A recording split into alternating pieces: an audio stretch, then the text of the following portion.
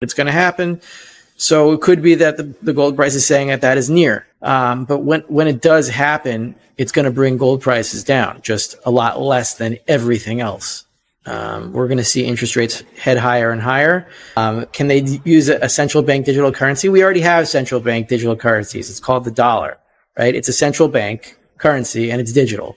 Right? Who cares if it's on a blockchain or not? What's the difference? In this discussion, Rafi Farber delves into the intricate connection between inflation, gold prices, and the value of money, drawing parallels between current events and the tumultuous 1970s. Farber sheds light on how inflationary pressures can impact prices and potentially destabilize today's economy. He zeroes in on the perilous implications of excessive debt and its potential to drive up interest rates. Through Farber's insights, we gain a deeper understanding of the economic landscape, making this video a must-watch. So, stay engaged till the end as we tune in to Rafi Farber's analysis. In terms of the price of gold, it goes up and goes down. I can't say if this rally is what is going to precipitate the end of the banking system as we know it in terms of the proximate cause. Frankly, I'm surprised because the monetary supply, the money supply, isn't moving up. So what is causing this? It's still moving down. It's been moving slightly up, but nowhere near the top it was in April 2022. So it's still moving down. So then why are gold prices moving? That, and there's no excitement among the stackers. All the excitement is in Bitcoin and cryptocurrencies and all this other magic. And even those who chase ETFs aren't chasing them. GLD has been shedding ounces, shedding tons, and so have all the other ETFs. So where's the excitement? What's going on? And it seems to be in the banks versus the high net wealth individuals are the ones who are having a war here because nobody else is involved. And usually when the gold price moves like this, there's something going on in the banking system, but nobody can really identify exactly what it is until it happens. And we know something is going to happen because something always happens. Just by the sheer force of the logic of it, the more debt you issue, the more dollars are needed to pay it back. If you're shrinking the money supply at the same time, you're going to require more and more dollars on a smaller and smaller monetary base, and then something's going to explode. So nobody knows exactly where the fault line is, but it's going to happen. So it could be that the gold price is saying that is near. But when it does happen, it's going to bring gold prices down just a lot less than everything else. So that's one of the confusing things. In 2020, when gold went down from whatever it was 1,700, 1,800, I don't remember exactly. And then it went down to a low of 1,450.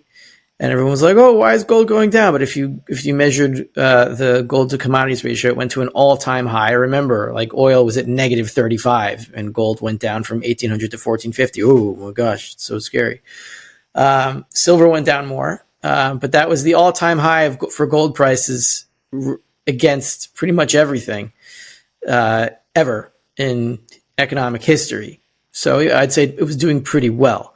But still, even so, we're going to have a final financial crisis. It's going to be the last one. I'm willing to hang my hat on that. And gold prices are going to go down temporarily. And then the Fed's going to provide all the dollars that everybody needs for the next, year, which is probably going to be about $7, $8, $9 trillion. And then it's just gold is just going to go vertical, which means that the dollar is just going to go down. And then you're going to see a real panic. So I think we're months away from that. It could be any time now. Well, it does, but it kind of correlates with it. I mean, it really depends. The gold price moving is really how much money a dollar is worth, right? Gold is the money, the dollar is just the derivative. So if prices are heading down, you don't need as much money to sustain your life, right? You can, if production is heading up, this is one of the confusing, paradoxical things about inflation. Like the more money you put into the system, the less the dollar is worth. But at the same time, for example, let's say with oil, the more dollars you have before they're spent on other things, they can be used to invest more in oil infrastructure and finding more oil. So then inflation will lead to a higher supply of oil, which will lead to lower oil prices in some periods. Like the trend obviously is up, but for some periods, more commodities can be taken out of the ground if you inflate. So people don't know, does inflation cause lower prices? Does it cause higher prices? I mean, it depends. There's nothing is a one-to-one here. But the trend is obviously, yes, it causes higher prices. So if gold prices head higher, meaning if the amount of money in a dollar plummets faster than the prices of other things fall, then you're going to really have disruption in your standard of living because the prices of everything are going to go up. So that happened in the late 1970s to early 1980, and even in the mid 1970s, from like say 1972 to 1980, with about 3 years of calming in the mid 70s.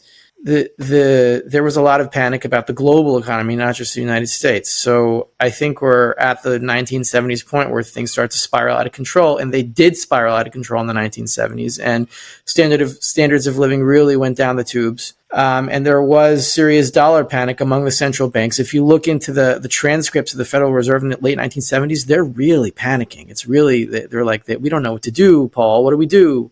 I'm talking about Paul Volcker. And then the tone there is just like despair.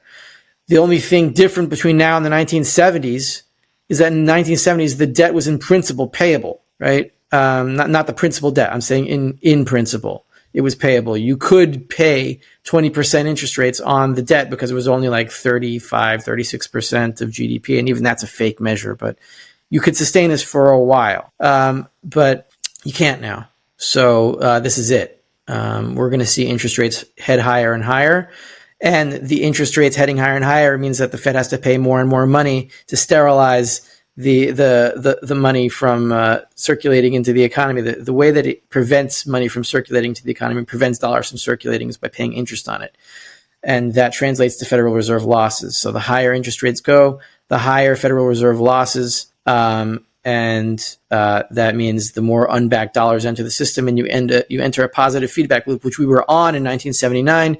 But eventually, interest rates got control of the situation because the debt was still payable, but now it's not. So when we head there, it's just going to keep heading higher and higher, and we will spiral out of control very quickly. There's nothing they can do to stop it from collapsing. There might be something they can do to prolong it from collapsing. I don't know what that would be. In 2020, the idea was, well, let's lock everybody in their houses and put everybody in prison in the entire world, and then we'll figure out what to do next. That was how they did it back then. So I don't think that's going to fly this time. Can they use a central bank digital currency? We already have central bank digital currencies. It's called the dollar, right? It's a central bank currency and it's digital, right? Who cares if it's on a blockchain or not? What's the difference?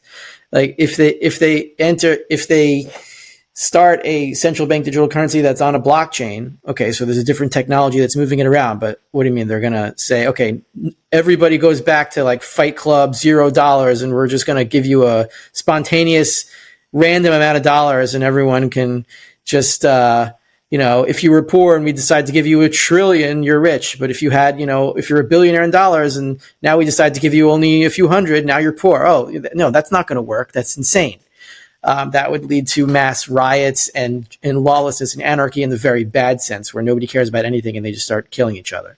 So no, that's not going to happen. And if they change the technology from the current digital dollar that you see on your screen when you go to your bank account, sign into your app on your bank account, you see a number. That's a digital currency.